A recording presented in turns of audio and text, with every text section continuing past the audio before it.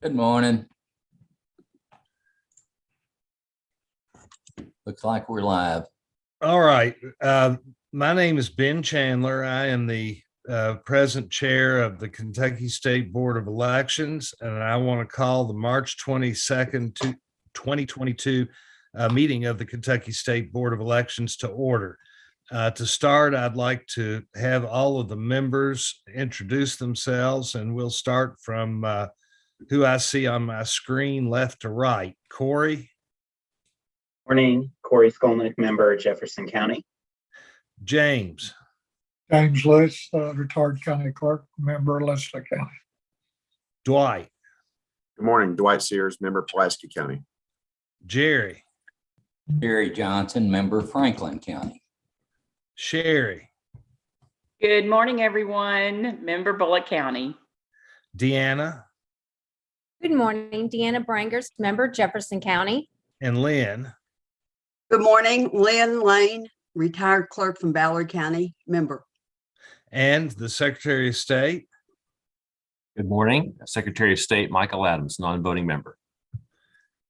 And we've got several of the staff on the call. We've got Karen Sellers, the executive director, the assistant executive director, Richard House. We've got Taylor Brown, the lawyer. We've also got Rachel Pointer, who handles the finances, and Sheila Walker. And we also have on the call Jason Denny, the president of the Kentucky County Clerks Association. Jason, good morning to you. Good morning. All right. First order of business is to approve last month's minutes, the minutes of February 28th, 2022. Do we have any changes or a motion to approve? Mr. Chairman, I've got a change under Secretary Adams. There's just a typo in the last sentence. It says we should be presenting to them in the next month, and we should be presenting to them in the next month. It's just a typo. Could we just clean that up is all? That'd be fine. Thank you. With that typo cleaned up, do we have a motion to approve the minutes? I'll make that motion. All right, motion by member Lane. Do I have a second? Second. Second by member Brangers. All in favor, please say aye. Aye. Aye. Aye. All right, we've got several county boards of elections it looks like to ratify. There are 4 of them: Jessamine County, Todd County, Breathitt County, and Bracken County. Karen, you want to explain these to us, please? You're on mute. Thank you. Good morning. First, of the 4 counties for ratification or approval, we have Jessamine County. Ratification for their Democratic member who their previous member has passed away. The first name on the list that's part of your board packet is Ruby Mason, and her name is submitted for ratification for the Jessamine County Board of Elections. If you'd like, I'll go through all of them and then determine if you want to separate them at the end for approval. Todd County is second for ratification. The Democratic member submitted his resignation as he moved out of the county. First name on the list is Harold Johns, and it is also submitted for ratification by the board. Third county is Breathitt County for ratification. Their Republican member resigned, and the first name on the list is Yanni Burton, and her name is submitted for ratification by the board. So those 3 are for ratification. The 4th is Bracken County. That one is for approval. The Republican member has resigned, having moved out of the county. The first name on the list is Charles Reinhardt, and it is submitted for approval by the board. So I will take whatever the board's pleasure is to do all 4 or do the 3 for ratification and then the 4th for approval. I'll Now, turn it the back over to Bracken you. County one, Karen, you've got as being ratified on the agenda, but that was a typo, I assume. Oh, yes, Bracken is ratified. No, it is ratified, right, Sheila? Yes, ma'am. Okay, so yes, I was mistaken. It's not for approval. They're all for ratification. All right, all four for ratification. Do we want to take these as a group, or does anybody want to discuss either all of them or any of them individually? I move approval for all. We've got a motion to approve all four. Do I have a second? Second. Second by Member Brangers. All in favor, please say aye. Aye. Aye. All right, very good. Moving on to the next item. This is a vote on the county plans for the 2022 election. And as you all may recall, there were 9 plans that had not been submitted by the last meeting that we had. These 9 plans are now up for discussion, including or additionally included is a revision of the Fayette County plan. So Karen, I'll let you take this up and move forward with it either. Well, I probably ought to, maybe since we've got such a small number, take them individually. Right, we have 9 counties. These were the last counties that we did not have. And as Mr. Chairman said, we have one to bring back because of the change in their early voting plan. Richard prepared a spreadsheet that I believe does a good explanation of each of the plans. And if the board doesn't mind, I'm going to have Alan share the screen with the counties listed and what their plan included, and have Richard go over that. We all reviewed the plans in advance before we sent them to the board in advance of the meeting, and we're here to present them again today. And Richard, I will ask you to take that over. And Richard, and I want to thank you for doing this, to making this more easily understandable for us. We appreciate it very much. Thank you. So we start out with Bath County, and they're going to have one vote center for the no excuse in office absentee voting with 5 consolidated locations. So they're going from 13 precincts to 5 consolidated locations. Breckenridge County is going to go from 16 precincts to 8 vote centers on election day with 1 voting center for the early portion of the voting.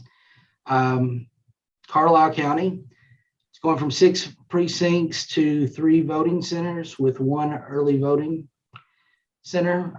Elliott County is going to do their in-office absentee or in-office no excuse early absentee, and then they will open all their precincts as they had done prior to the pandemic.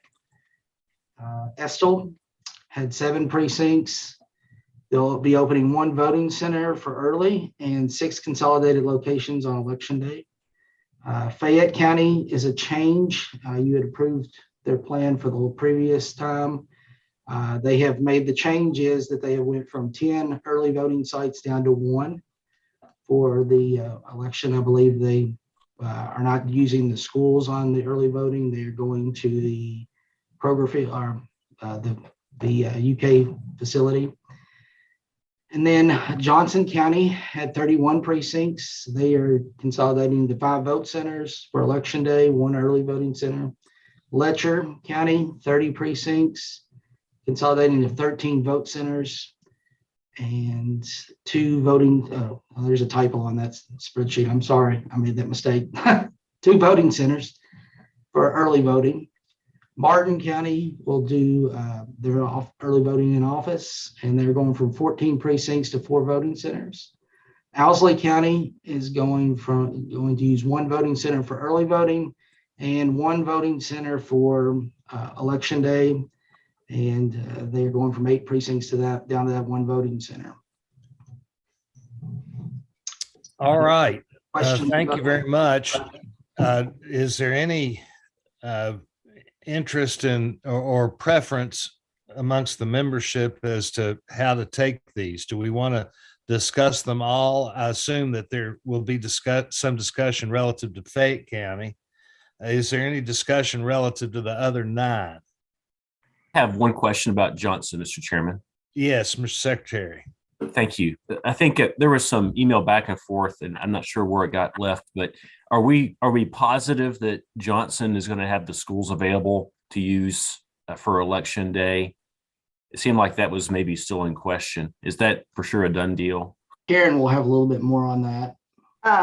Actually, the schools, Johnson County has 2 school districts. They have an independent and a county district. The county has agreed to close the county schools down. So all of the voting locations for election day that are at the Johnson County school system will be, they'll be open for election day. I'll take that back. They will be closed on election day to be used as vote centers. Thank you. Paintsville Independent did not want to close their school on May 17th. I will say that Clerk Holbrook reached out about that, and they continued to decline her request. So rather than push, she went ahead and is opening the voting center at the courthouse, in the courthouse building. So on election day, yes, all the schools in the Johnson County School District are available for the vote centers, and they did close their schools. All right. Thank All right. Was that your concern, Secretary? Yeah, that's right. That's why I was confused. There's different school districts. So Right. I understand now. Thank you. Okay, great. All right. Do we have any other discussion on the 9 counties other than Fayette? Chairman Chandler, Yes, Member Lewis. yeah, a little concerned about Alva County, only one location for the entire county, being sort of a rural county. I'd hate to second guess a clerk on what might be best for their county, but I would have a problem with that. I'm not sure that's in the best interest of the voting process in Elsley County. All right. Well, I Karen, guess. excuse me, Karen, did you guys talk with Elsley County about this situation? Yes, we did. We looked at, and Richard and I talked about this as well. Taylor, we were all involved in it. Their voter turnout, was minimal. Her county board approved it. It's I believe it's a community center there. I think part of what they were doing is making sure that they had good connectivity in Owsley County throughout the process, and they felt like they were able to best serve their county, or the clerk and the county board of elections, best able to serve their county in this manner for this upcoming primary. I assume the voting center is in Boonville. Yes. And it's not at the courthouse. It's, I think it's a community center that they have. And she informed us she had buy-in from, people that, this similar situation in 2020. And we did looked at their voter registration numbers, their turnout in 2020, which could be around that number or a little bit less for the primary coming up in May. Karen, how many counties out of the 120 have only one voting center for election day? Maybe 3, Richard, I'm thinking that's about right. and they're all small. They're all small counties. Is Robertson Probably one of them? Owsley has, excuse me, I'm sorry. Is Robertson one of them? Yeah. Yes, maybe Robertson. Or did she open her?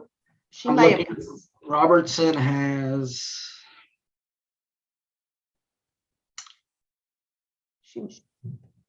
Robertson has all her precincts opened. Right, I think she opened her Yeah, I- precincts. Yeah. So you all don't know who the other ones are, but they're all small like Owsley. Right. So I we think- have, James, apparently we have precedent for this in a couple of other counties that we've already approved. Yeah, I'm aware of it. We had some that I think were approved that was small. Knowing the layout of Elsa County, I was questioning what's best for the voters of Elsa County. Yeah. Well, I let's don't want to deter turnout by having people just not wanting to make the trip to Boonville to vote. is that the only one of the counties, James, that you're concerned about of these 9? Of the 9, Yes. yeah. Well, I'm concerned about a lot of them not having enough precinct open, but I think that's an issue that will be settled differently than what we can do. All right. Well, I think maybe we ought to separate out Owsley County for any vote that we have, since James has a concern about it. And does anybody else have any concerns about any of the other counties? All right, hearing none, let's take Owsley County alone and vote on that. Do I have a motion to approve this setup?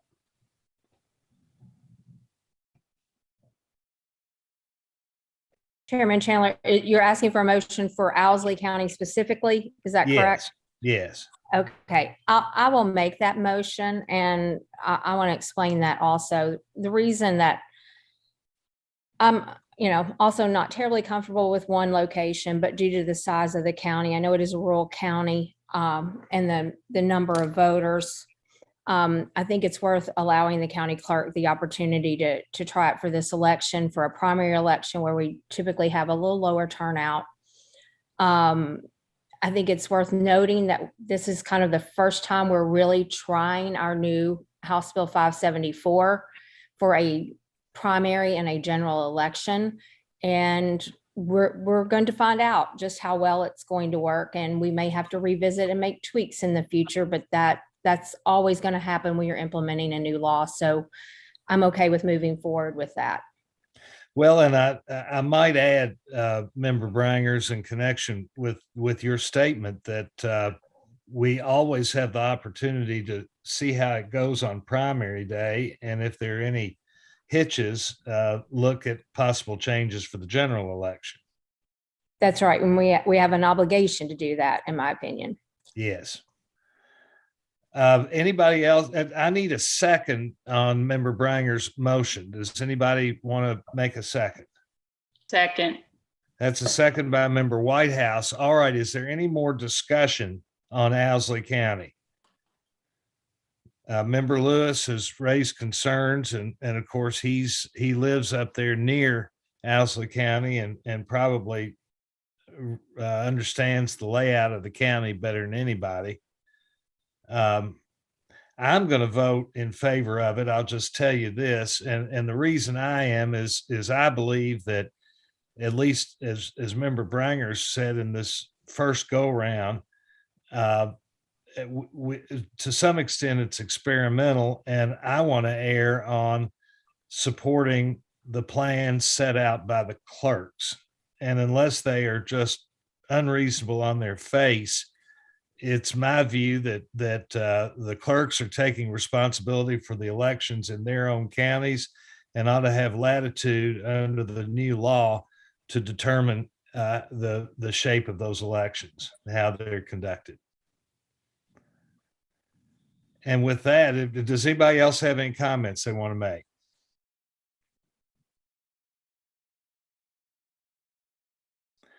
All right, with that, All in favor of approving the Owsley County plan, please say aye.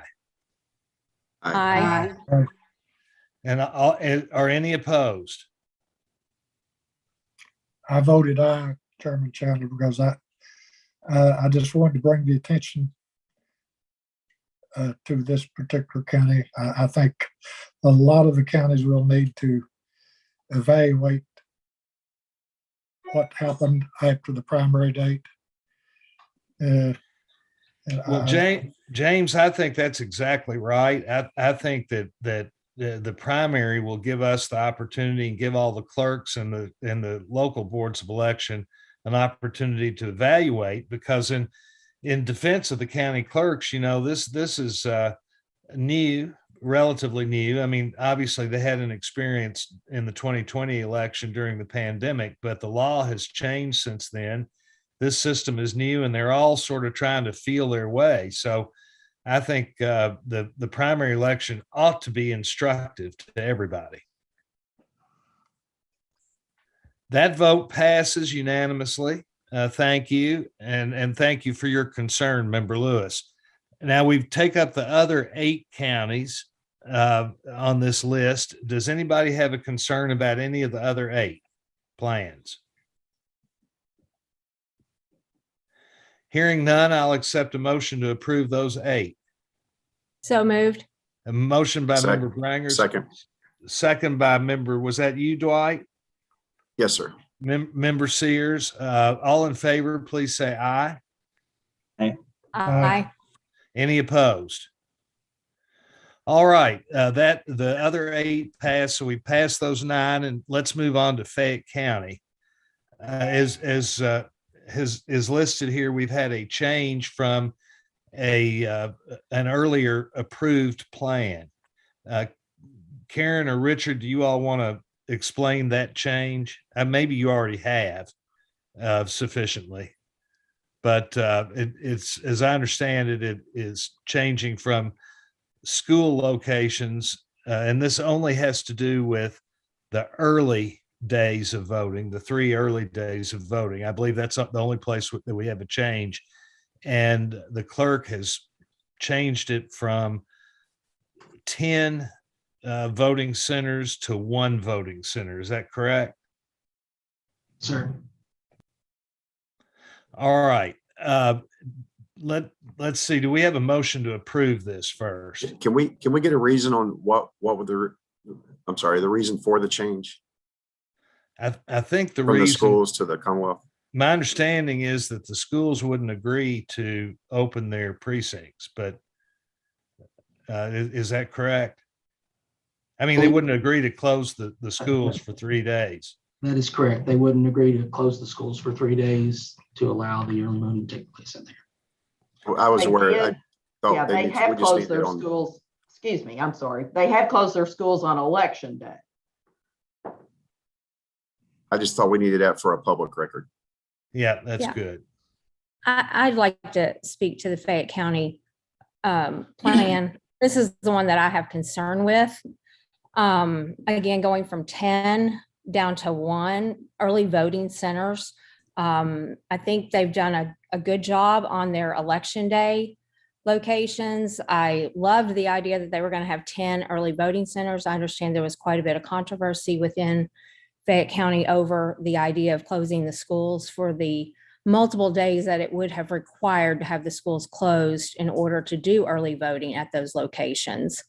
But to go from 10 down to 1 that is centrally located, I think from the plan, it would be adequately staffed in order to accommodate. We had a little problem there. I think it was in the primary of May 2020 where we didn't have enough e-poll books. I don't think that would be a problem.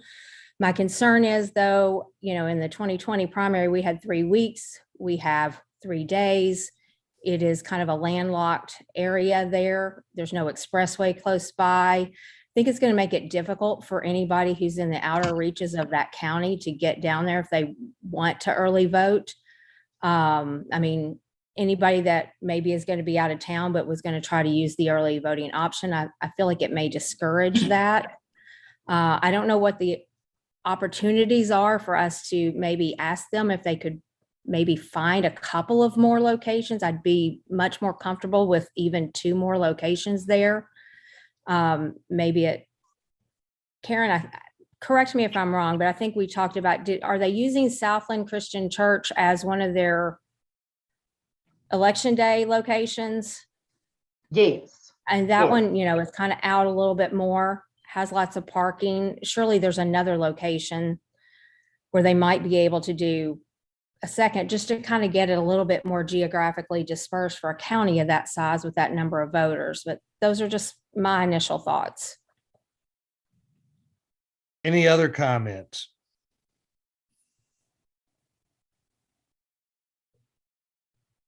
As you know, I raised a number of issues early on about access in particular, and both Owsley County and certainly the size of Fayette County concerns me, with only one early voting precinct or center. What I finally resolved within myself after several conversations with the other board members, that initially allowing the local clerk the flexibility to propose a plan in the primary, and then to see how it works. So I voted that way all the way through to this point.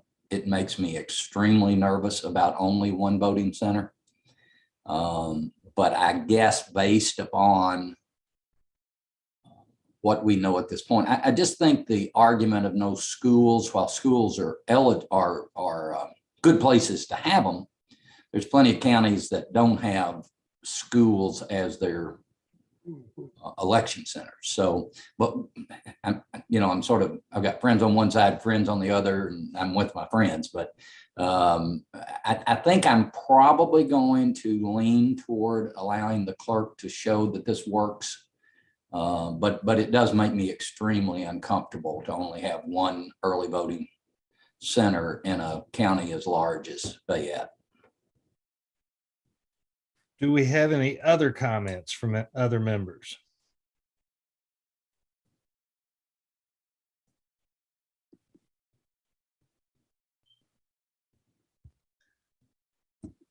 I guess I have a question, Mr. Chairman. Yes, Member Skolnick.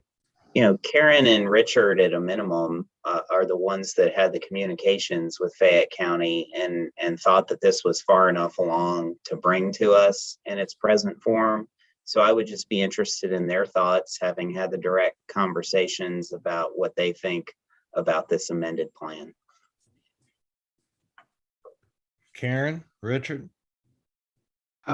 Well, the only thing I could add to it is that unlike a lot of other counties, they're virtually opening all their polling locations on election day. So that does give me a little better feeling that it's not going to be reduced on election day. And early voting is sort of kind of a newer thing from 2020. It's kind of a convenience thing. I guess that would be the only safe haven, but Jefferson County has 5 early voting locations. Fayette's the next largest, and they're going to have 1. If you look at the list that I provided before, even Letcher County with 16,197 people is going to have 2. So it's kind of a mixed bag. I've always deferred to the clerks because they know what's going on in their counties, but you can look at it both ways. Well, And- thank you for that clarity, Richard. And Richard and I have talked about this several times. And again, it is a large geographic area. Deanna does make a good point about there's no expressway that brings you to a place that, has a lot of, it is not always convenient to get to Kroger Field for the outer reaches of the county. And again, we are deferring to the clerk. He is on his plan, he is opening multiple poll book stations. he does have 30 poll books, I believe, right, Richard?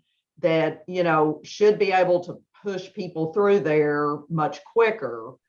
I know that, the schools, closing the schools, I understand closing schools 5 days was a far reach.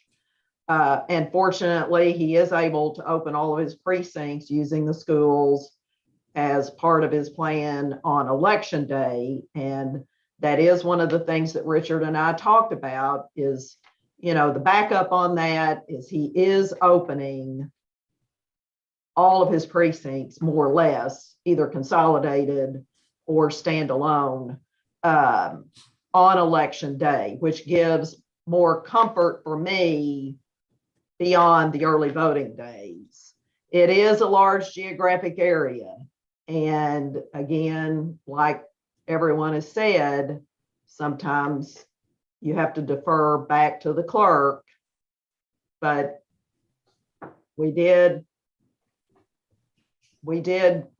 have some concerns about the geographic size of one voting center. While he is going to make it multiple areas for the people to register. All right. Do any other members have any thoughts, comments, questions? I'll just say as well that, there's been a lot of concerns with a lot of these areas, and we do have to kind of defer back to the clerks and their teams, each of the boards in each of the counties. We've got the census reports, we've got the voter registrations, we've got the turnouts, we've got the data, the history that's been collected over the years. So it'll be interesting to monitor those. And I'm sure a lot of other factors will play in place, like the weather. You never know, weather may come into play as well. But I think we just have to give the clerks kind of the leeway to kind of make the call and then adjust as we need to, if we need to, when the time comes. Thank you, Dwight. Any other comments? Chairman Chandler, I just want to make sure I clarify where my concern was. I do believe that Clerk Blevins has got what looks to me to be a very solid plan in place for Election Day. I do believe he has adequately staffed the one voting center, as well as having plenty of equipment there in order to facilitate voting. My concern is only the one location and people being able to get to it, its accessibility. Anybody that's driven through that area of Lexington on certain times of days knows that traffic could be a real issue there. So that's where my concern is the accessibility of the one location. If there was a possibility to add one, add two, is it worth asking for? Okay. I'm going to give my thoughts on this thing, and then we'll proceed to a vote. I grew up basically just outside of Lexington and have spent most of my life there, and I'm pretty familiar with the city and the county.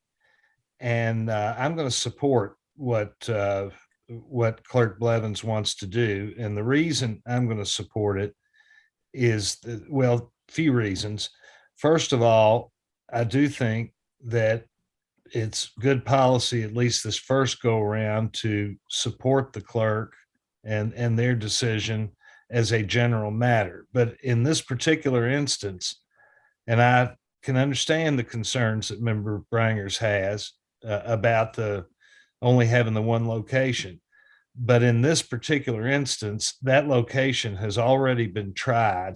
And I understand it was over a 3-week period, but we expect the early voting to be considerably lighter this time than it was in the pandemic election. And Kroger Field worked very well in that election, with the exception of, I think, an unfortunate decision to not have enough poll books. And now apparently he has corrected that situation, so there will be enough poll books. I would also say that Fayette County is a little bit unusual compared to a county like Jefferson, in that Fayette County really doesn't have much in the way of other towns or cities. There is no other place in the county other than Lexington that really has much in the way of population. And the people in Lexington are quite used to driving around Lexington. And yes, there's no throughway that connects directly to the stadium, but they managed to get 60,000 people in and out for football games. And I don't think we're going to have traffic anywhere close to that. As I say, people are used to making it to the mall and to all other locations throughout Lexington. And I don't think it's going to ultimately be much of a problem. Now that's my view. And consequently, I'm going to vote in favor of Clerk Blevin's plan. Do we have a motion to approve? So moved. Motion by Second. Member Lewis. Second, was that Lynn? Was that you? Yes, yes. Second by Member Lane. All right. All in favor, please say aye. Aye. Aye. All Aye. opposed? Okay. all No, I'm an opposed? aye. I'm an aye. Do we My have hand was up anyone? late. All right. Do we have anyone who's opposed? And I'll explain, Chairman Chandler. I voted in favor of it simply because we have deferred to the clerks. I just felt it was an issue that needed to be raised for discussion, and at least we're on the record that we need to be watching this. Thank you, Member Brangers, and I think that's an excellent thing to do, and it's excellent for us to discuss it and get these issues out in front and out in the public arena. So that's I think a very good exercise, and it gives people the things behind what we're doing, the reasons why we're voting the way we're voting and why we're approving the plans as we're approving them. And I think that's a big plus. All right, we have approved all the plans, and we will move on now to Ms. Pointer and the financial report. Rachel? Have a few things that you might notice while you're looking through here. On our general fund operating page, there is a pretty substantial negative number on the computer services. That is because we have moved all of the eligible expenses from our general fund for VRS data storage, system charges, anything switches and rack rental space that is applicable to the grant. We've moved it off of general fund to free up some of those funds for the rest of the year expenses and move them over to our Title II fund. So that's what that is for. And you'll see the corresponding charges on the interest statement in Fund 120C. And then also we did conclude our security fund audit findings with EAC. They have closed that finding. It happened at the very end of February. So we did close out the Title I. That fund will be initiating that. And some of the transactions of the interest allocations will be moved over to the security funding, but it didn't happen until just after the beginning of March. So you'll see those on next month's financials. They weren't recorded by the end of February. We did initiate the close of the CARES grant, and we did receive a debt collection letter for the unused CARES funds to return back to EAC. We have written that check and mailed it out last Thursday, so they will let us know when they receive it. And we've sent over the certification letter with the inventory list to the Secretary of State for his review. And so that's really where we are there. Does anybody have any questions?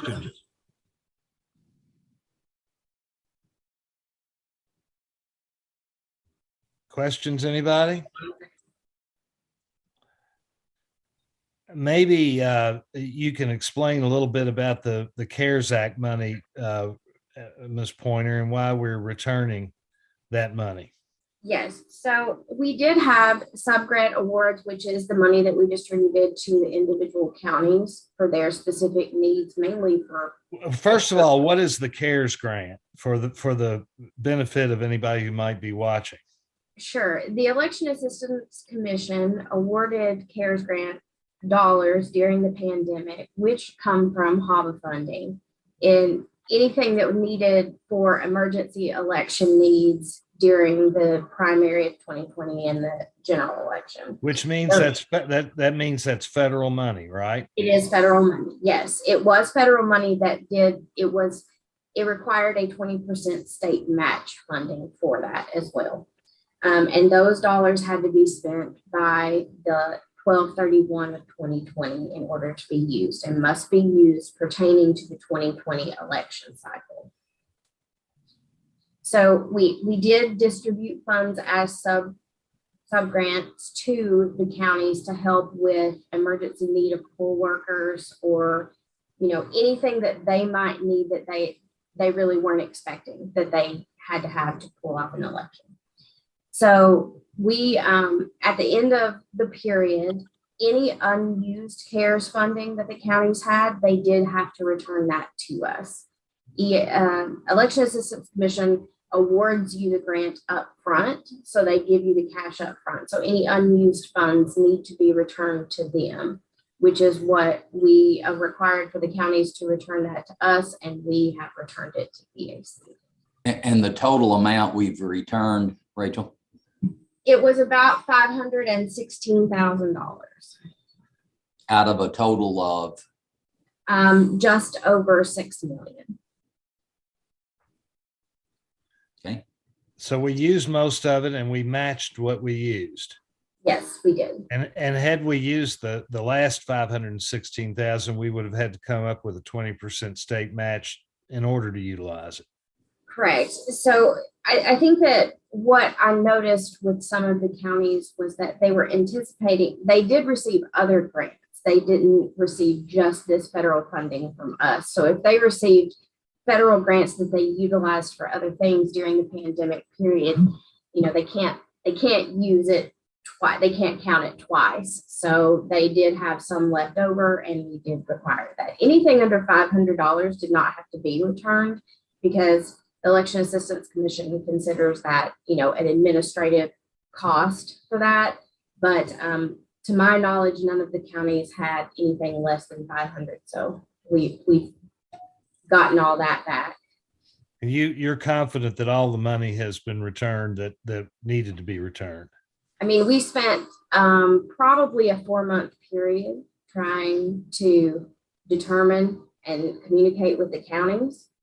So we've talked to all of them. So you are pretty confident that it's ready to be closed? Yes. Okay. Anybody else have any questions? One thing, Mr. Chairman, that I'm Yes. not sure that we've done, and there could be a very good reason for it, but I think we ought to, in the future, make this an action item, and that we ought to concur with the report that comes in for no other reason other than for today, Rachel is out on her own, along with the staff and along with the director and assistant director. So I think if we're in agreement with these reports, I would suggest that we add it for a vote of the board. Well, Unless that's there's a good fine with reason me. not to. That's fine with me. We can start it right now if you'd like to. I'll make that motion. All right. Do I have a second to agree with the financial report as presented by Ms. Pointer? I'll second that. We have a motion by Member Johnson, a second by Member Brangers. All in favor, please say aye. Aye. Aye. Aye. Do we have anybody opposed? Very good. Thank you, Rachel. Welcome. We will now move on to a review and vote on the memorandum of agreement for HAVA Section 251 fund reimbursements to counties who purchase voting equipment pursuant to the MOA. And I think we talked about this in some considerable detail in earlier meetings, but Karen, maybe you should explain this. Well, we'll start out first with the two that are here, Bath County and Morgan County. And Rachel, I'll defer a little bit to you to weigh in on this. Bath County and Morgan County had some funds remaining in their account from the HAVA Title II funds from 2008, correct, Rachel? And they have asked for us to provide them with those funds. Bath is 3,000, I think, and Morgan County still had a remaining 41,000. Both of those counties were purchasing a little, some additional equipment for 2022 election cycle, and requested to access those funds that were left over from 2008. Now, Karen, these are all, what we're talking about here is all federal dollars that are exclusively used for purchasing voting equipment by counties. Is that correct? Yes, sir. Okay. And this is different from what we will discuss at the next agenda item. Rachel reached out to both of these counties after they made the request to access their funds that were remaining in their balance from 2008.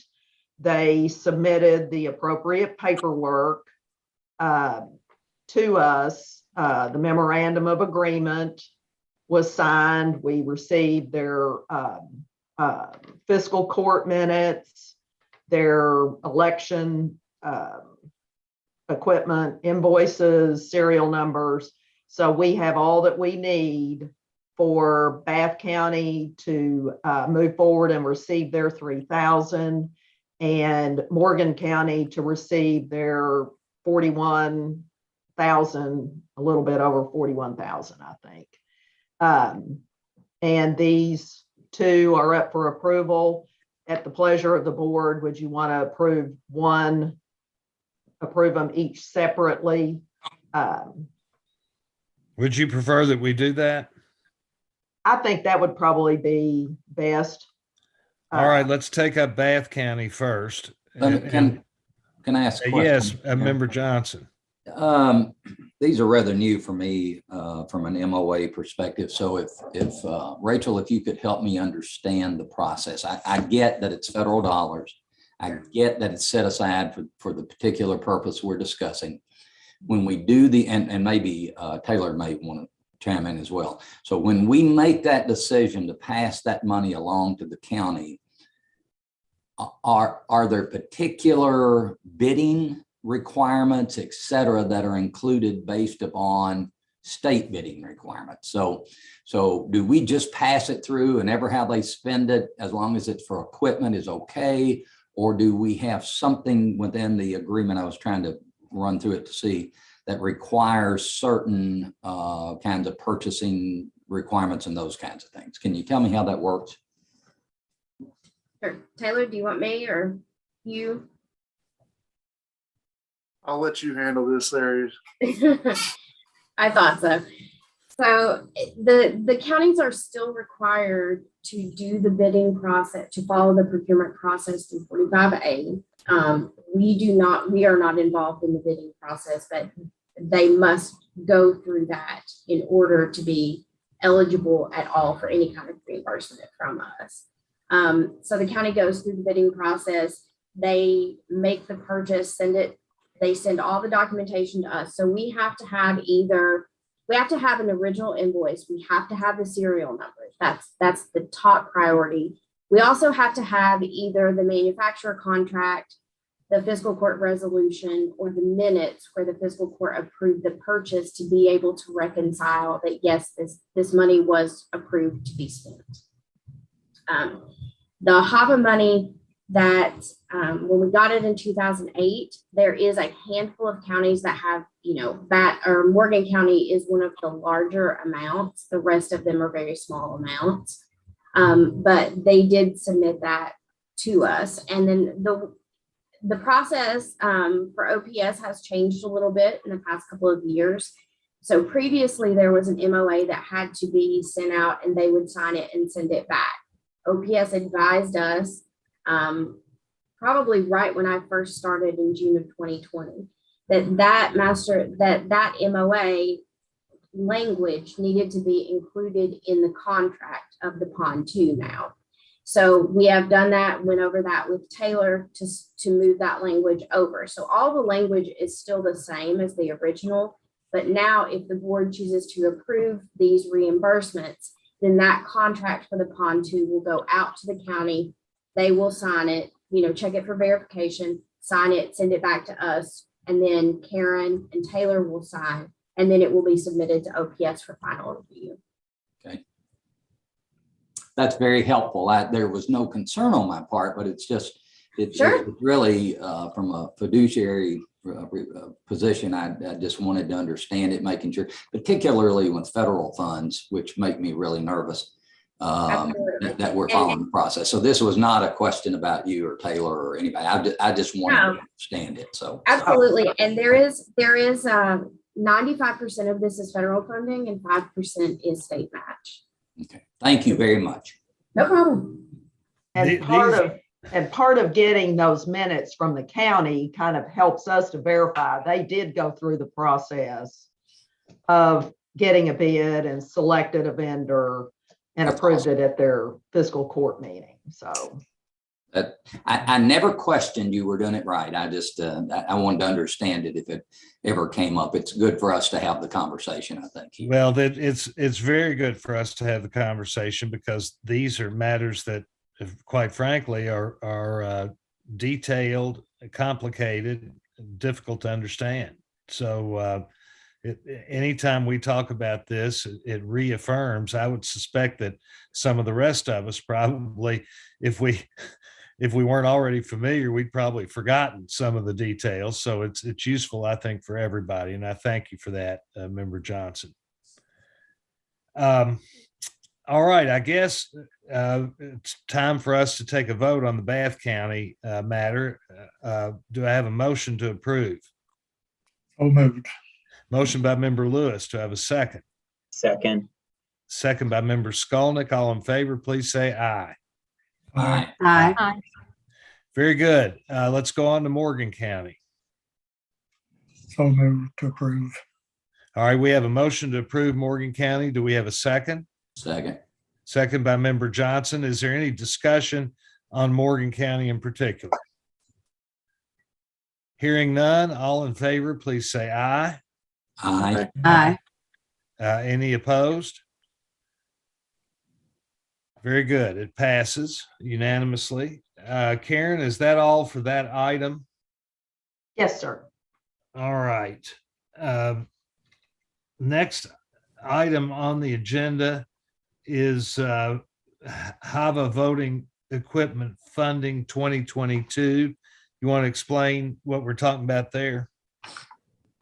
Okay, so again, I'll defer some to Rachel. She's done the biggest piece of work on this, as well as Taylor with preparing the contract.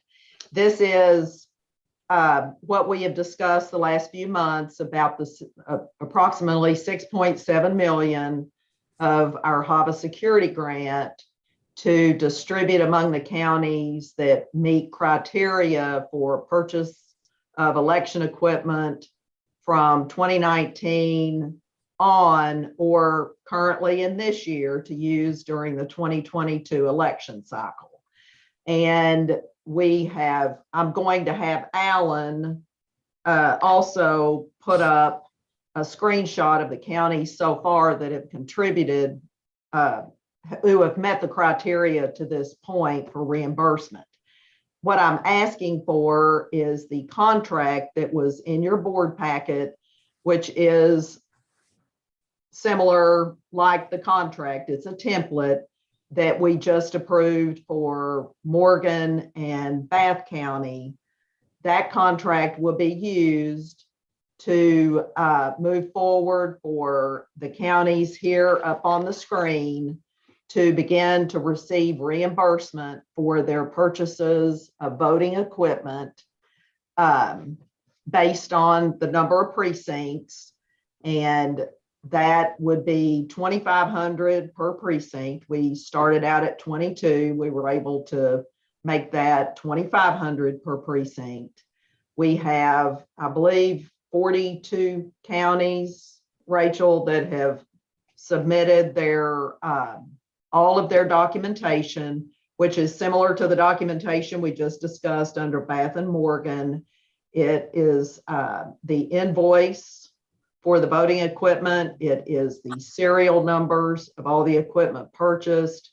It's either a contract from the vendor or the fiscal court minutes that that the fiscal court approved the purchase of voting equipment in the past couple of years, or currently for use in the 2022 election cycle. I will explain, there are 3 counties that it says flat amount. And part of that is because the reimbursement under this HAVA funding grant, they cannot exceed what the actual cost was of voting equipment. So for instance, Fayette County purchased $575,370 in voting equipment.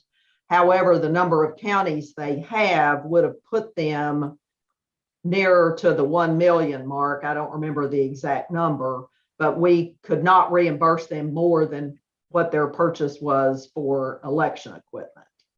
So that's why you see 3 counties, Fayette, Jefferson, and Warren, receiving a flat amount. The remaining counties, what their eligibility was still lower than what their total buy was for their election equipment. So today I'm asking for approval of the memorandum of agreement, the template that was there for your review, that we may move forward and begin the distribution of these counties on the screen right away for their reimbursement for their purchase of voting equipment. And the contract would further be used as we get other counties' documentation in. We probably still have maybe 41 counties that have expressed interest in receiving the reimbursement. And that probably is going to be over the next 2 to 3 months as their fiscal courts approve purchases, as their equipment is received and can provide us with all the documentation we need to begin process of distributing their funds. All right. Thank you, Karen. Anybody have any questions about this? Yes. Again, this is HAVA money that we've discussed in the past. Mr. Chairman, Yes, Member Lewis. Karen, were all counties eligible in this round of funding reimbursement? I'm sorry, I missed what you said in the beginning. Were all counties eligible for this HAVA money in this round of reimbursement? No, sir. If there were a number of counties that received funding and got new election equipment in 2020, those counties were not eligible for this round of funding because they had already received in 2020 significant dollars from grant funding that we distributed at that time. And I believe, Rachel, was that 23 counties, I believe, that I'm sorry, you cut out. I think it was 23 counties that were not eligible under this particular distribution of funds. There were 83 total counties that were eligible under this distribution of funds. Right. Thank you. So 2 quick questions. One is, and I think you've confirmed that already, the same bidding requirements, et cetera, are applicable to this. Yes. And secondary to that, and I can do it myself, but do we know what the total amount we're proposing to distribute is? If you don't know, it's no problem. I can add it up. I just wondered what the.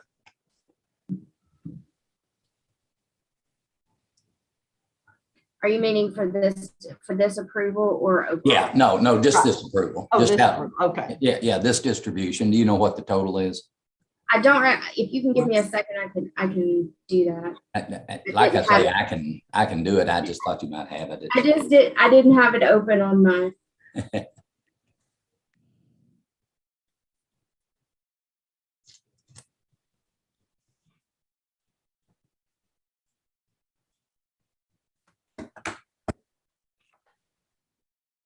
So Karen, you were saying there was 86 that were eligible this round and we have 46, is that correct? I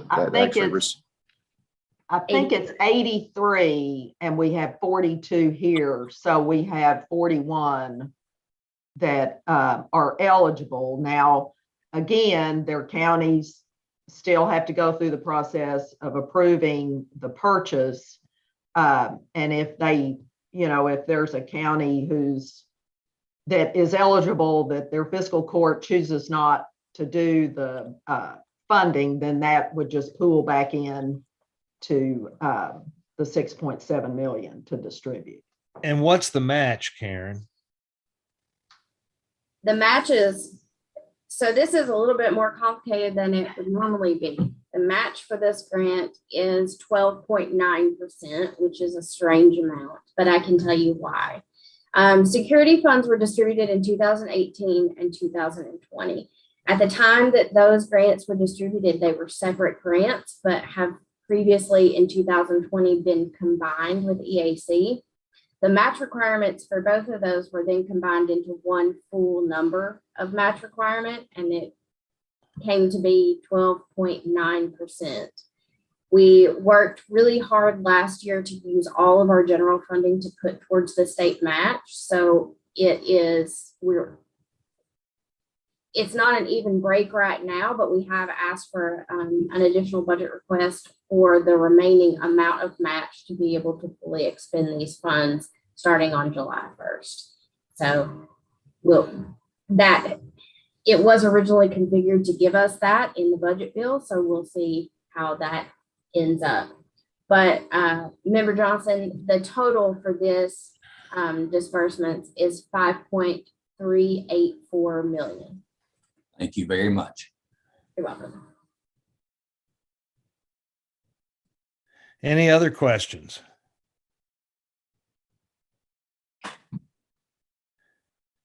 All right, I will entertain a motion to approve these expenditures. So moved. Motion by Member Lewis. Do I have a second? Second. Second by Member Johnson. All in favor, please say aye. Aye. Aye. Any opposed? Very good. Approved. Now we will move on to the county clerks and their report. And Jason Denny, the floor is yours, sir. Thank you all. Currently, of course, all I feel like I've been doing is working on the election. I want to really thank the State Board of Elections. I really appreciate the timing with hiring Richard House. I thank Karen and Taylor. Thank you all as well. I can tell you on the behind the scenes with Richard's knowledge of elections, it was crucial for our plans and for the process to have him and his mindset on the local level there to approve all these plans. So thank you all for that. I know for one, I'm getting very anxious.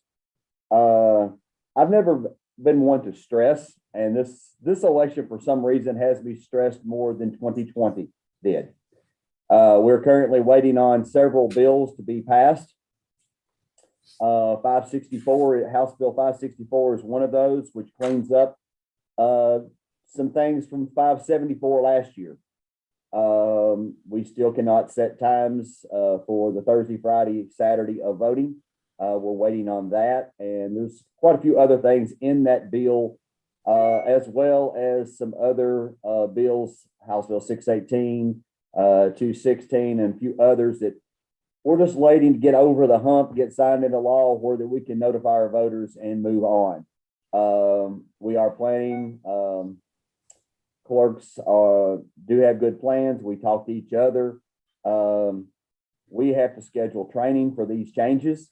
And, you know, we're within the 60-day window right now, which is makes us all feel a little nervous, but we will get through it. We got through it in 2020. We all just have to stick together, Secretary of State's office, State Board, and the clerks, because we all do this together. I do appreciate the Secretary's initiative to get out kind of in front of this, as I tout it, the disinformation tour that's going around the state. There's a lot of bad information that I feel is totally inaccurate about voting equipment. I was very fortunate to testify on House Bill 564 a couple of weeks ago, and I did again last week as it moved through the Senate committee, and questions were asked about the machines again. It is still being implied that they're hooked to the internet, which is totally false. And I just thank him for starting the discussion.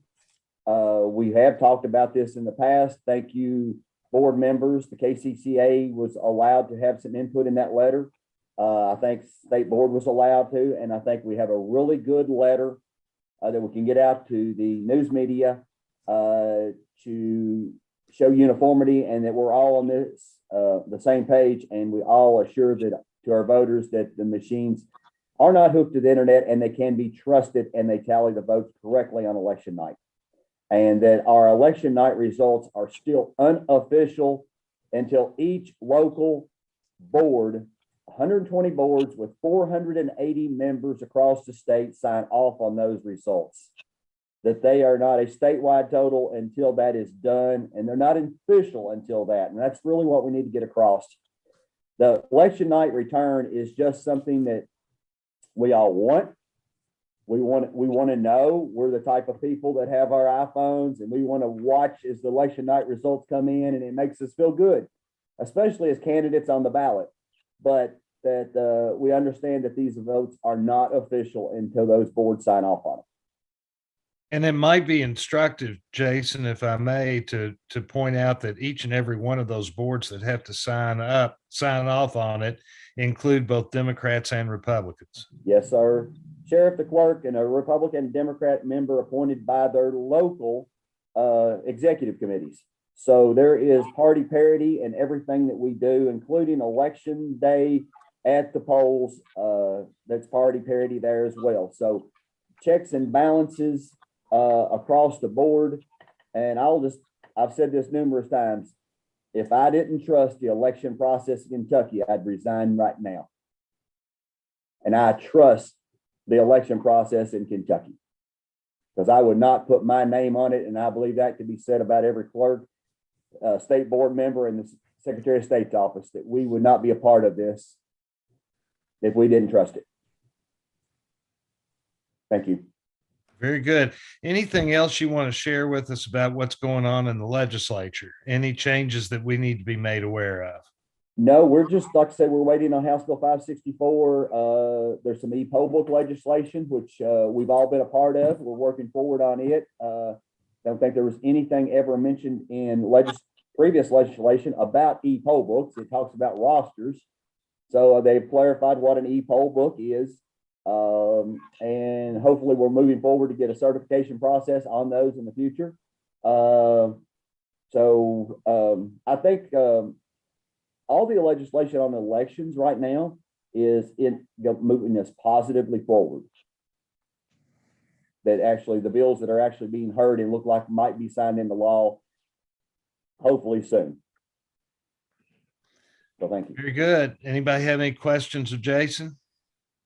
Is there anything, Jason, and I'm sure you would ask if you did, but is there anything from a board perspective that you need from us?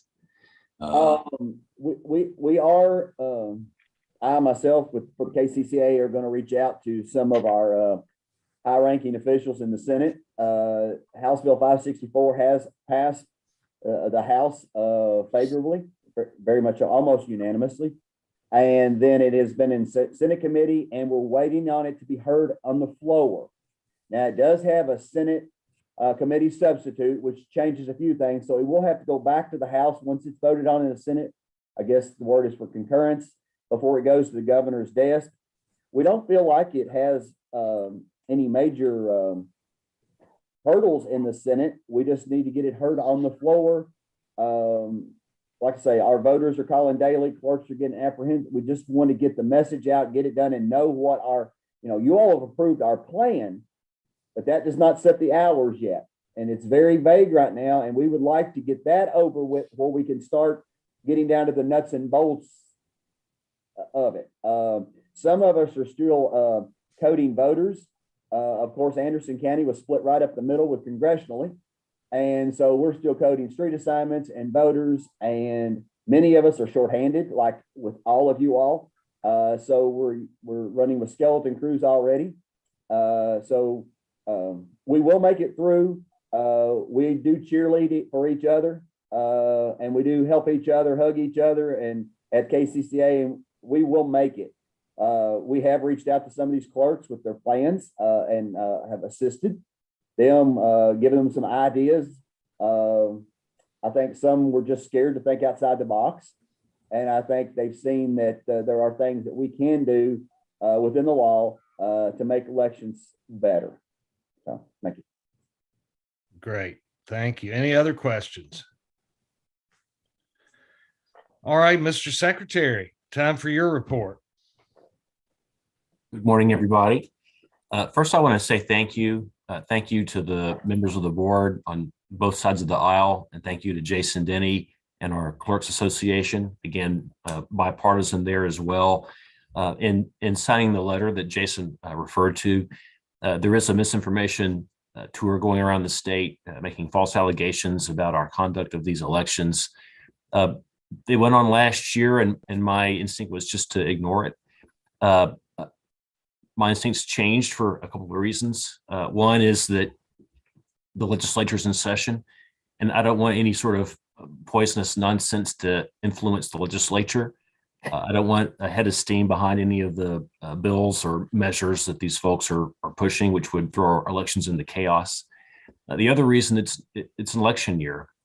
And we had some pretty hot tempers out there in 2020, threats made and so forth. I want to try to cool this down.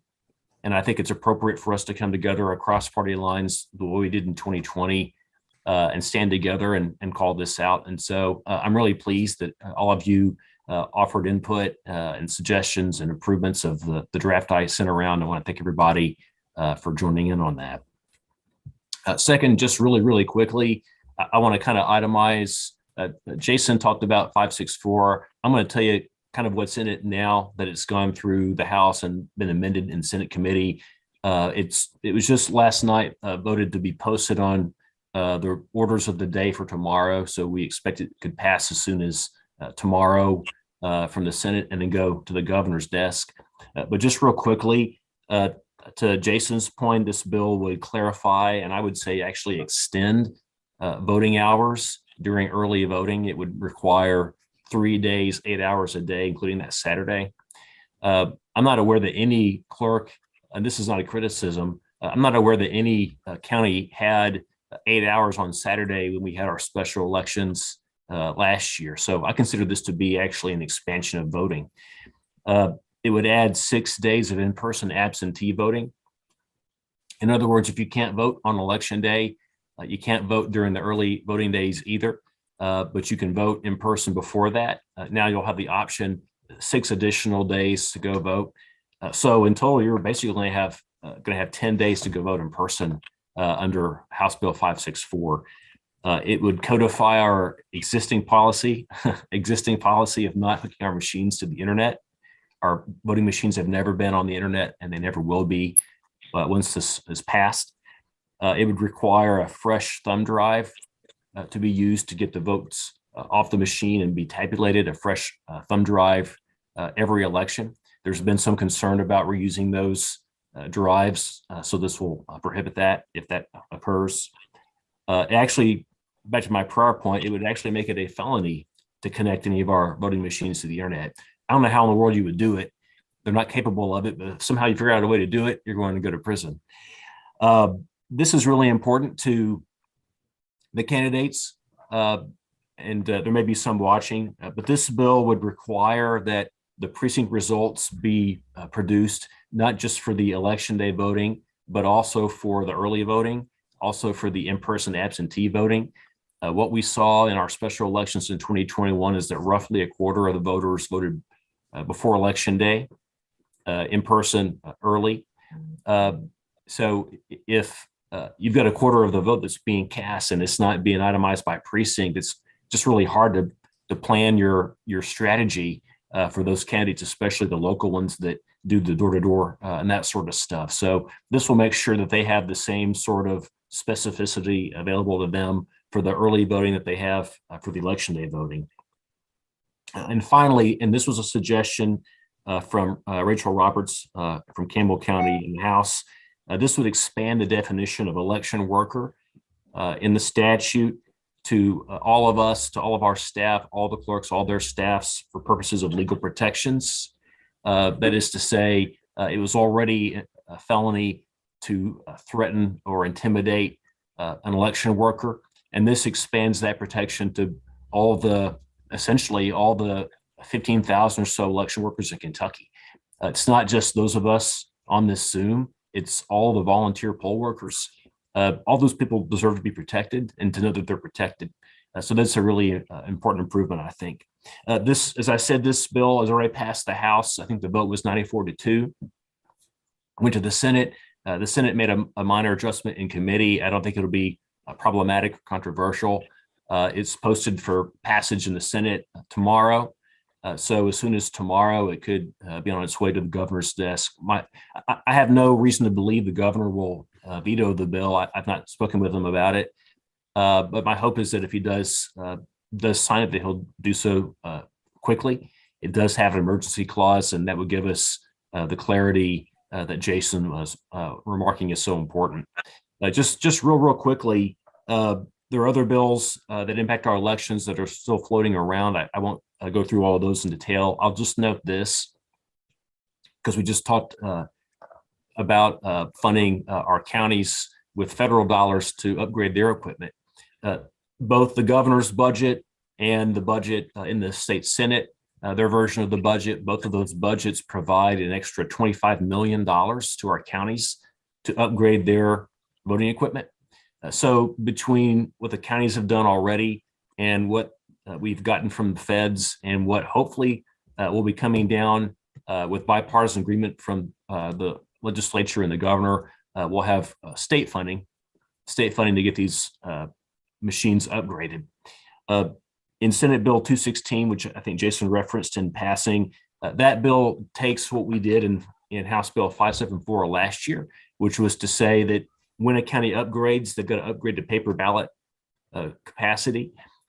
Senate Bill 216 actually nudges that forward a little bit, saying that no later than January 1st of 2024, you have to have done this upgrade. You have to have moved to paper ballot. So instead of it being kind of a grandfather clause that will just last until the upgrade happens, this will go ahead and mandate the upgrade. But it's not an unfunded mandate, because in a separate bill, the Senate is providing the funding for that process. So there's still 8 days left in the session, and anything can happen. But I'm pretty optimistic that we're going to get some good measures and some money out of this process. Thank you. Thank you, Mr. Secretary. Anybody have any questions for the Secretary?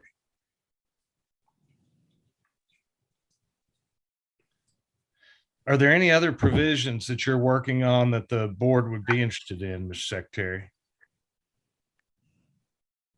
Well, honestly, a lot of my work this session has been not playing defense in a literal sense, but trying to be more of an advisor rather than getting out front with my own requests. I've been mostly working behind the scenes to make good bills better and bad bills go away. So I've got little touches on a few things. Some concerns that y'all brought to me, I've conveyed those, and concerns of my own team, I've conveyed those as well. So I do think that the three bills that Jason referenced I think probably in order of likelihood of being passed, I'd say House Bill 564's got a good head of steam behind it. I feel pretty good about that one. Senate Bill 216, I think we'll make it across the finish line. Both of these bills have been bounced back and forth between the chambers with changes, and so they got to go through concurrence before they can even get to the governor's desk. The e-poll books bill, I don't know if that's moving quite as quickly. I think it's posted for consideration in Senate committee in the morning. So it is in a position, I think, to be caught up and move through. But I don't have as much intel on that one. Any of those provisions that we would be interested in particular, other than what you've already mentioned? Well, certainly, I think it's 618, House Bill 618, Representative Bratcher's bill. That one is the e-poll books bill, and to Jason's point, it actually codifies the practice of using e-poll books. This was something that the board appropriately chose to do about 5 years ago, is to embrace this technology that's really made our elections better. But the legislature had never really explicitly authorized that. They certainly, in the definition of roster, I think they were legal clearly, but it's nice to have these formalized in state statute. So certainly the board has an interest in that one. With 216 and 564, obviously they both got things that impact the board. 216, let me just add this real quickly. Senate Bill 216 requires that voting equipment be placed under video surveillance. Something that we did ourselves in 2020 when we had the authority is we required that the ballot drop boxes be under video surveillance. That wisdom is now being extended to all the election equipment, because now instead of having just one day to vote, we've got multiple days and the machines are in use multiple days. Our law had required that these be locked away. Now it's also being required that they be subject to video surveillance. And I think the reason this is still not across the finish line yet is it's being amended to clarify that you can't record over the video. You've got to have the full voting period all on video. But I think that's an important thing to do. Just real quickly, since I have the floor, and I'll wrap up with this. That bill also, as amended now, will require an online posting by the clerks of all candidates who file with the clerk, and then by me of all candidates who file with every county clerk. I'm certainly happy to put any of that on my website, but I just don't get that information presently. So if this holds, then any person in Kentucky, or for that matter anywhere in the world, can come to our website and be able to see who's running for county commissioner or sheriff or jailer or whatever, or all the local races will all be on our website as well. And one last thing, this expands the audit process as well. This bill doubles the number of counties that are subject to a post-election audit. It also pushes forward the pilot project that the board has been asked to develop. And so we'll be working together on that later in the year. Thank you. All right. Well, we appreciate you giving us a comprehensive review of those bills, and appreciate you being upfront with us about everything that's going on in those bills. Anybody else have any questions?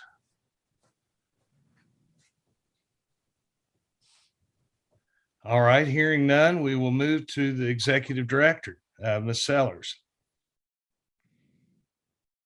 Well, I appreciate the secretary, Mr. Secretary, and Jason did a very good job of updating the board and the public on some of the major pieces of legislation, particularly 564.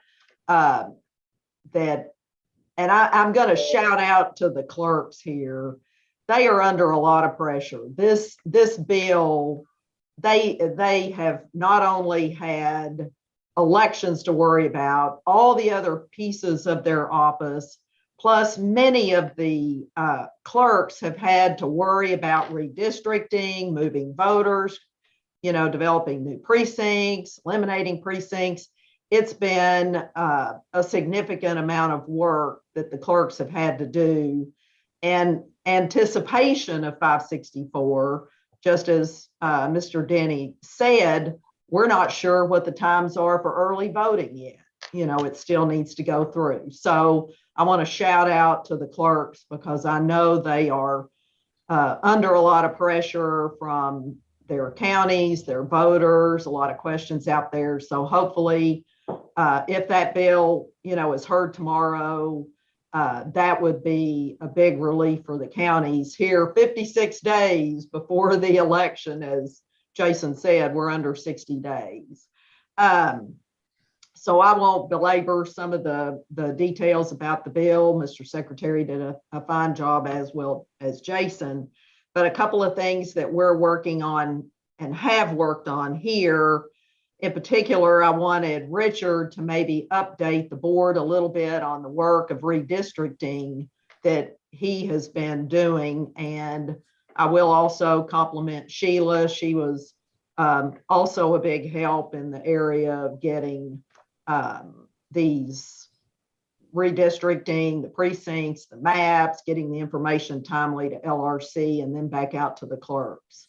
So Richard, if you don't mind, maybe just update what you've been doing with redistricting these last few weeks. I'd echo Karen on thanking Sheila. She was my partner in crime and reviewing about 300 and something precincts. So that was eyes popping out of your head type thing. I would be also remiss if I didn't thank the IT staff for what they've done, the GIS departments in these counties, the ad districts, the area development districts. They helped the counties with these maps. When we looked at it, there was only about 10 counties that were involved in split precincts, but it affected a lot of people. So it's a massive undertaking. And just to give you some kind of a sense of that, Jefferson County, for instance, we moved, changed, or updated over half of their precincts. So it was large. 65 new precincts were created in that, 12 were deleted, 300 precincts had name changes. And Jared Robinson, Joe Songer, and Fielding Hodgkins really worked on that. And just for an instance, they moved 178,000 voters on Sunday alone. So working weekends to get this done, because as you know, candidates want these lists that Sheila provides them, and we're trying to move as fast as possible to make that up. I will update you that Fayette County, they're working on them. They're probably going to finish those real soon. Like Jason said, his county and a few others are still trying to move some voters around, but our team has been able to move the whole precincts, which helps those counties out a lot. And we're still progressing through that, but should have it done shortly. Did you want me to go ahead about RLA or? Okay. The other thing that we've been working on, me and Taylor specifically, and you've heard some things about it, and it's also been added to some legislation to move along. House Bill 574 put in a risk limiting audit pilot program. And Taylor was working with a lady named Jennifer Morrell to start out with, and we've started working together on that. And as Taylor can chime in on this too, any part of this, and he's smiling there. He loves to talk. He's a lawyer. He's got to talk. So. But he introduced Jennifer Morrell and had picked up on her and helped us with this. She is the probably national expert on risk limiting audits or election audits. And I did a little bit of, just to give you a little bit of background on her. She actually is an election official she worked as an election official for 9 years, Utah and Colorado, and has a master's in management, and is a former U.S. Air Force veteran. But she is now partnered with this group called the Elections Group, and they help counties or states across the country develop a risk limited audit program. So we've made the first initial part of this is deciding 6 counties, and we did it by, we took 3 counties from the HARP vendors and 3 counties from the SNS vendors and asked them if they would participate. We had some that said no, they didn't feel they wanted to, but we've narrowed it down to the larger counties, which is over 100,000. Fayette will be the HARP county. Kenton County will be the SNS county for the pilot program.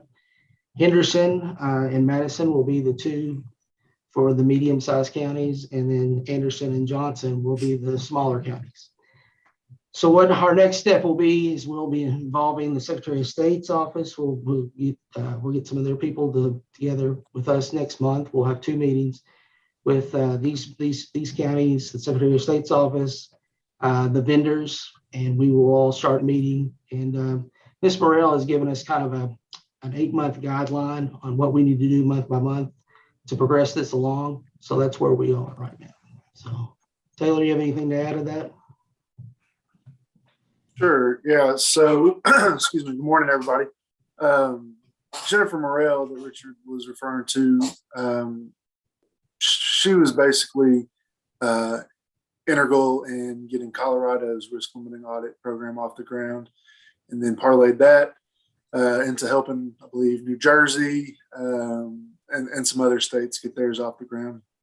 And the great thing is she will be helping us for free. So I know that, you know, anytime you can get somebody like that, especially free, that's great. So she has laid out a kind of a step-by-step approach for us to take from what she's seen implementing these risk limiting audits in other states.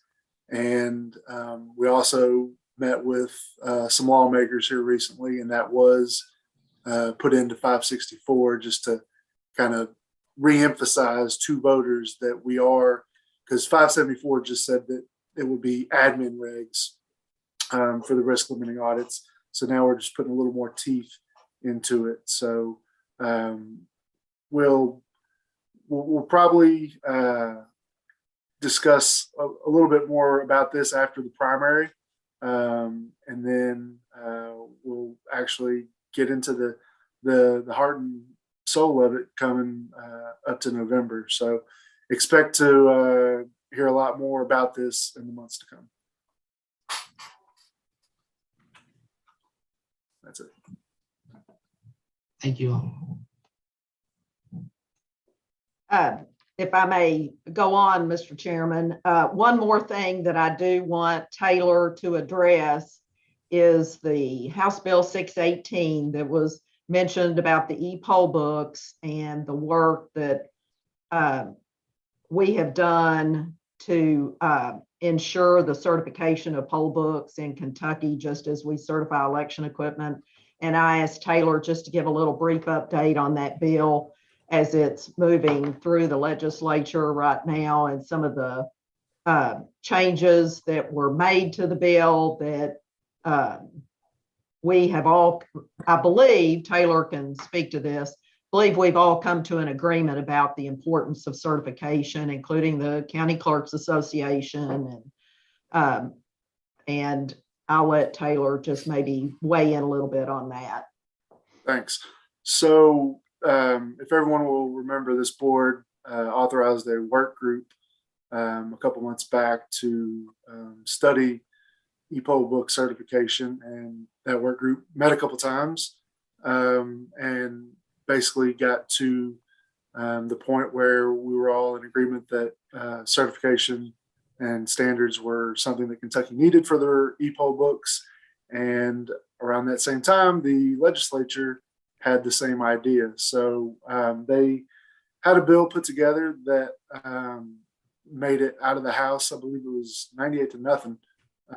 So it was well received, but we wanted to get in there and just make sure it was the best bill possible for everybody. So we got in there and basically just the brief overview of it is that we attached, there's the KRS that says your election equipment will be certified.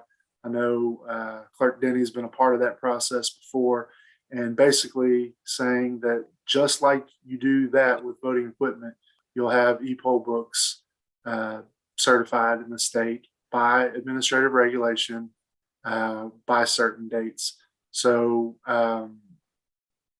all the stakeholders have seen it, and we've passed it around, like I said, to make it the best bill possible. I believe it maybe Jason, did you say that it's to be in committee tomorrow? So I'm pretty hopeful about it, just knowing all the work that went into it by the different stakeholders. I think everybody can agree on it, and then knowing that it came out of the House 98-0. So again, you'll hear a lot more about this as we move forward, because I'll probably draft up just some rough regs to go back to our work group about, and then eventually we'll bring some more polished admin regs to the board for a vote. Whether 618 passes or not, I think that's, if anybody on the work group wants to chime in, but I think that's where we got to on the work group, is that we need to have some kind of certification and regs in place. Taylor, I agree with that totally. If even if 618 doesn't pass this year, we have to have protocols in place for e-poll books. Anybody have any questions about any of that? Chairman Chandler, just a comment on 618. Yes, sir. It appears that the teeth of any of this will be in the administrative reg process as far as establishing the criteria, because I see nothing basically set out in statute. So that's where important work's going to have to be done. Well, and I suppose we'll be very much involved in that. Yes, hope so. All right. Anybody else have any questions, comments?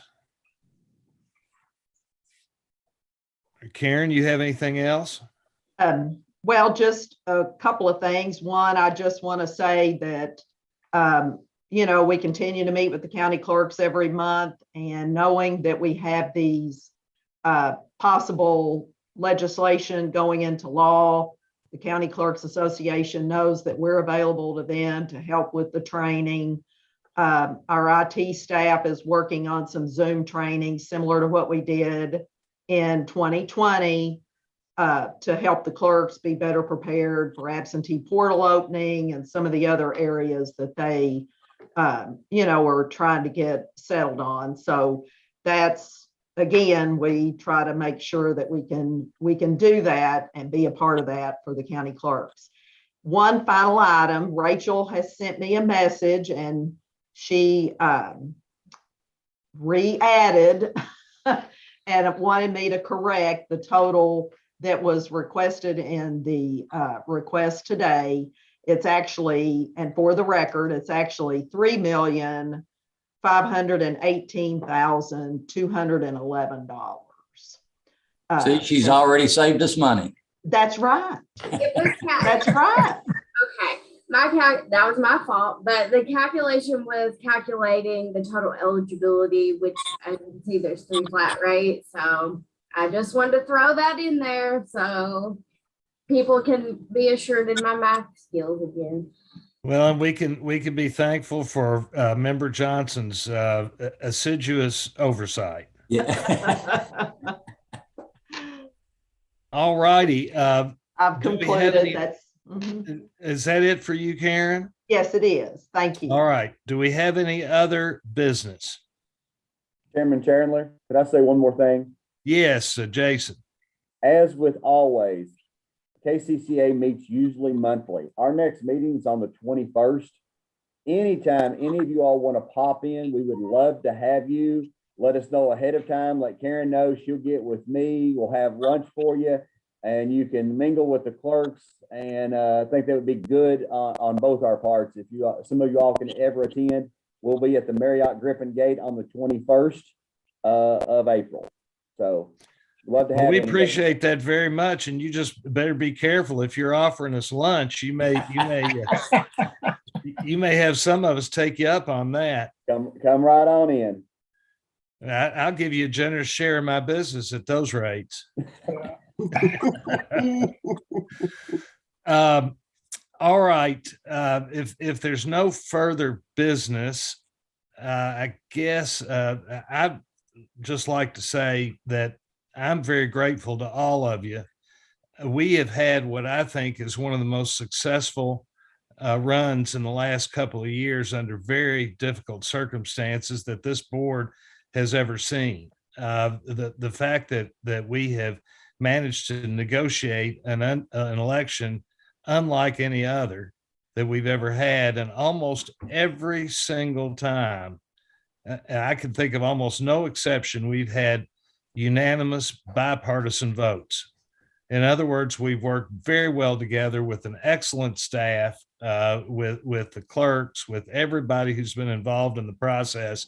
And there are hundreds and hundreds, thousands of people who have been involved in this election process here in Kentucky in a very contentious period. Not only was it contentious because of the pandemic, but it was contentious because of all of these allegations of voting malpractice and people trying to steal elections. Allegations which, of course, we know certainly here in Kentucky are untrue.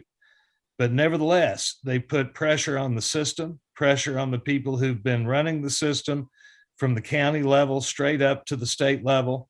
And I just want you all to know that I'm particularly grateful to all of you, both Republicans and Democrats, for the unanimity that we've shown and the way everybody has worked together to make this work in, I think, really the most difficult of circumstances maybe that we've ever faced in our electoral history. So thank you for that. Our next meeting, let's see, what time is it, Karen? Can you tell us the time of our April 19th, I think? Is that right? 10 a.m. on April 19th. All right, very well. We will set that. I hope that's all right with everybody. That'll be our April meeting. And with that, we also, by the way, have an executive session that's on the agenda, but I understand that we're not going to be needing that session. So unless there's any other business, I guess we can go ahead and adjourn. One quick thing, Mr. Chairman, if I could. Yes, Member Johnson. I would ask those of you, and God bless you, that have an ability to communicate during the last few days of the legislative session. It's my understanding, and Rachel and Karen can attest if it's different, that we had some additional money in the original budget that was submitted for some staffing. I can, to play into what the chairman just said, I'm just amazed at the amount of work that you all do on a daily basis with all the complexity and dealing with folks. If any of you have the opportunity to ask for, as they as the conference committees meet, to try to restore that money into the budget, I think it would be received and spent very well. But just as an aside, if you have the opportunity, it's not a lot of money, but it sure would have a lot of impact. Very well said. And thank you, Member Johnson, for just putting a fine point on the kind of staff that we've got. I think we're all very proud of this staff and the work that they're doing. And it's just really been, again, remarkable under very difficult circumstances. All right, I'll accept a motion to adjourn. I'll make that motion. Let's see, we got a motion by Member Lewis and a second by Member Lane. All in favor, please say aye. Aye. Aye. Thank you all. See you next time. Thanks so much. Thank Bye-bye. you. Bye-bye.